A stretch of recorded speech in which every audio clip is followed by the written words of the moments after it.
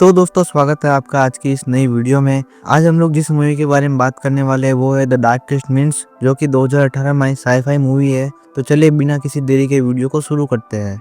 कहानी की शुरुआत होती है एक खतरनाक महामारी से, जो केवल बच्चों को ही अपना शिकार बनाती है। यह महामारी इतनी घातक है कि दुनिया भर में 98% बच्चों की मौत हो जाती है और केवल 2% बच्चे ही बच पाते हैं। हालांकि जो बच्चे बचते हैं उनमें असामान्य शक्तियां आ जाती हैं। यह शक्तियां साधारण नहीं है और इनसे जुड़े खतरों को देखते हुए सरकार इन बच्चों को एक गंभीर खतरे के रूप में देखती है। ऐसे बच्चों को पकड़कर विशेष कैंपों में बंद किया जाता है ताकि उन्हें समाज से दूर रखा जा सके। सरकार ने इन बच्चों की शक्तियों के आधार पर उन्हें 5 रंगों में विभाजित किया है। सबसे पहले ग्रीन। ये बच्चे असाधारण रूप से बुद्धिमान होते हैं, जिनकी मानसिक क्षमता सामान्य इंसानों से कहीं अधिक होती है। दूसरे नंबर पे है ब्लू। ये बच्चे अपनी मन की शक्ति से वस्तुओं को हिला सकते हैं, यानी टेलीकिनेसिस की क्षमता रखते हैं। तीसरा है येलो। ये बच्चे बिजली को नियंत्रित कर सकते हैं। चौथा है रेड। इन बच्चों का आग पे पूरा काबू रहता है। यह आग को नियंत्रित कर सकते हैं एवं उन्हें बना भी सकते हैं। पांचवा और आखिरी और सबसे खतरनाक रंग है ऑरेंज। ये सबसे खतरनाक इसलिए माने जाते हैं क्योंकि ये अपनी दिमाग की शक्ति से दूसरों के दिमाग को काबू कर सकते हैं। अब हमें इस फिल्म की मुख्य पात्र रूबी डेली को दिखाया जाता है, जो कि एक नारंगी है। जब यह महामारी फैली तब वह केवल 10 साल की ही थी। तब उसने अपने माता पिता की यादें मिटा दी क्योंकि वह नहीं चाहती थी कि उसके माता पिता उसकी चिंता करे। इस घटना के बाद गवर्नमेंट के लोगों ने उसे पकड़ लिया और उसे कैंप ले गए। कैंप एक ऐसी जगह है जहाँ सभी बच्चों को रखा जाता है एवं उन पर कड़ी निगरानी रखी जाती है। जब रूबी वहां पहुंची और डॉक्टर ने उस पर टेस्ट किए तो उसको ऑरेंज कलर दिया गया, लेकिन वह जानती थी कि ऑरेंज कलर वालों को वहां तुरंत मार दिया जाता है। इसलिए उसने डॉक्टर के दिमाग को काबू करके खुद को ग्रीन साबित किया और फिर कई सालों तक वह कैंप में ग्रीन बनकर ही रही। कैंप का माहौल बहुत कठोर था। बच्चों को उनकी शक्तियों के अनुसार नियंत्रित किया जाता था और उन पर लगातार निगरानी रखी जाती थी। जब एक दिन उन पर फ्रीक्वेंसी टेस्ट होता है तब कैंप वालों को पता लगता है कि रूबी ऑरेंज है और वे उसे मारने ही वाले होते हैं।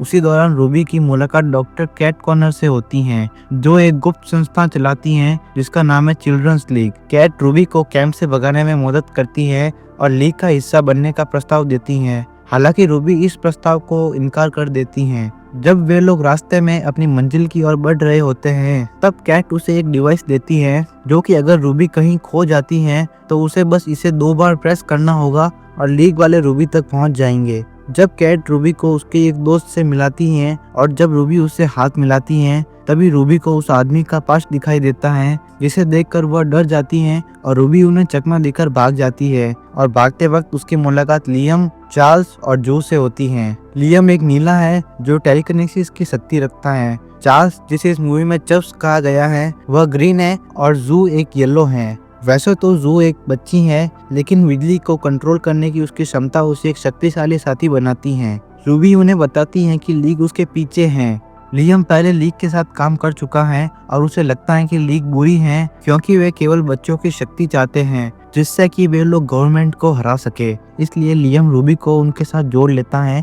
फिर वो चारों एक वैन में अपने सफर पर चल पड़ते हैं, जिसमें वे ईडियो नाम की जगह को ढूंढ रहे होते हैं, क्योंकि ऐसा कहा जाता है कि ईडियो सभी भागे हुए बच्चों का ठिकाना है।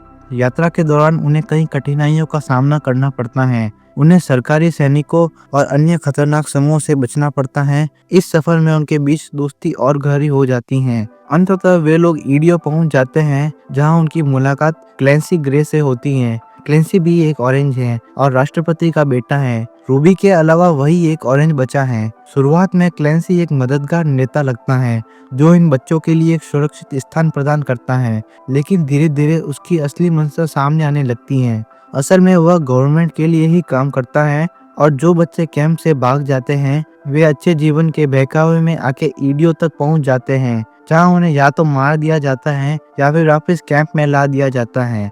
अब मूवी पर वापस आए तो पहले तो क्लेंसी रूबी को उसकी शक्तियों का सही इस्तेमाल करना सिखाता है। वहाँ पर चप्स खेती का काम करने लगता है।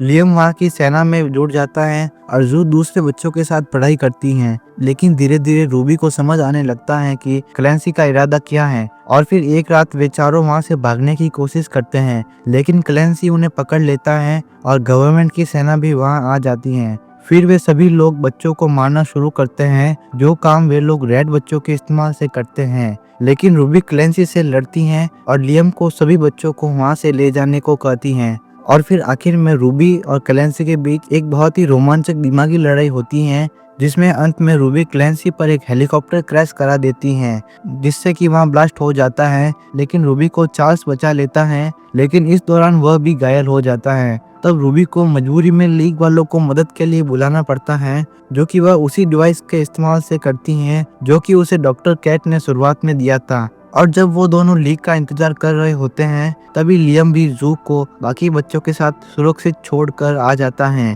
तभी रूबी उसे जाने के लिए कहती है, क्योंकि लियम और लीग की आपस में दुश्मनी है और अगर उन्होंने लियम को पकड़ लिया तो वे उसे नहीं छोड़ेंगे। लेकिन लियम फैसला करता है कि वह कहीं नहीं जाएगा। और फिर अगले दिन सुबह लीग वहां आ जाती हैं और उन्हें वहां से ले जाती हैं। वहां जाकर चार्ल्स बच जाता है और रूबी उनसे कहती है कि वो गवर्नमेंट से लड़ाई में उनका साथ देगी अगर वो लियम को छोड़ दे तो, जिसके लिए वो मान जाते हैं। लेकिन रूबी जानती है कि लियम उन्हें छोड़ के वहां से नहीं जाएगा, इसलिए रूबी लियम के दिमाग से उनकी सारी यादें मिटा देती हैं, जिससे कि अब लियम रूबी को नहीं जानता और फिर वो वहां से चला जाता है। और दूसरी तरफ रूबी भी अपनी सेना बनाने लगती हैं। अब मूवी के आखिर में हमें दिखाया जाता है कि क्लेंसी अभी भी जिंदा है और वह हेलीकॉप्टर क्रैश के बाद बच गया था और वो भी रूबी को हराने के लिए अपनी ताकत बढ़ा रहा है और मूवी यहीं खत्म हो जाती है। तो बस यार, आज की इस वीडियो में इतना ही। अगर आपको वीडियो अच्छा लगा तो इसे एक लाइक देकर चैनल को सब्सक्राइब जरूर कर देना। मैं मिलता हूँ आपसे किसी और इंटरेस्टिंग मूवी के साथ,